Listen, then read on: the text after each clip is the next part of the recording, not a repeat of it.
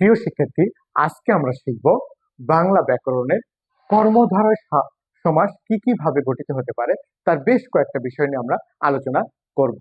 বিভিন্ন পরীক্ষায় আমাদের এই কর্মধারয় সমাস বা সমাস থেকে যে প্রশ্ন হয়, কর্মধারয় সমাস থেকে প্রশ্নগুলো একটু বেশি হয়। তে আমরা শিখবো আজকে কর্মধারয় সমাস কি কি ভাবে গঠিত হতে পারে তার বেশ কয়েকটি গুরুত্বপূর্ণ বিষয় আমরা আজকে আলোচনা করব।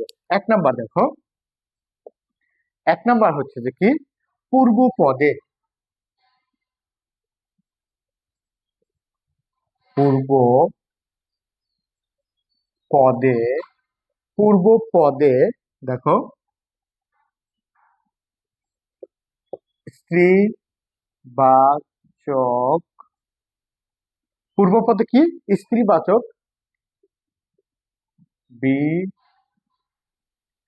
বিশেষণ থাকলে, পূর্ব পদে কি বলছে, পূর্ব পদে স্ত্রীবাচক বিশেষণ থাকলে সেটি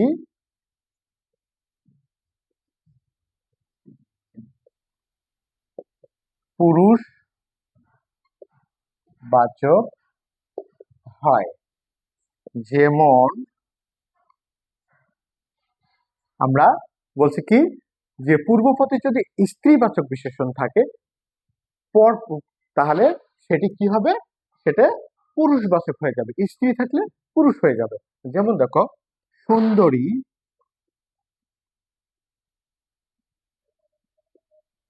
সুন্দরী যে লতা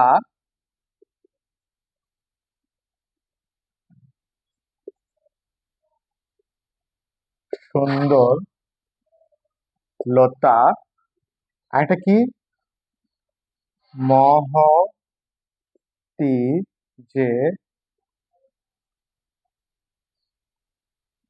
কীর্তি,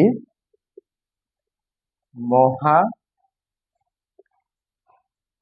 কীর্তি। তাহলে কি কর্মধারয় সমাসে যদি স্ত্রীবাচক শব্দ থাকে সেটা কি হয়ে যায়, পুরুষবাচক হয়ে যায়।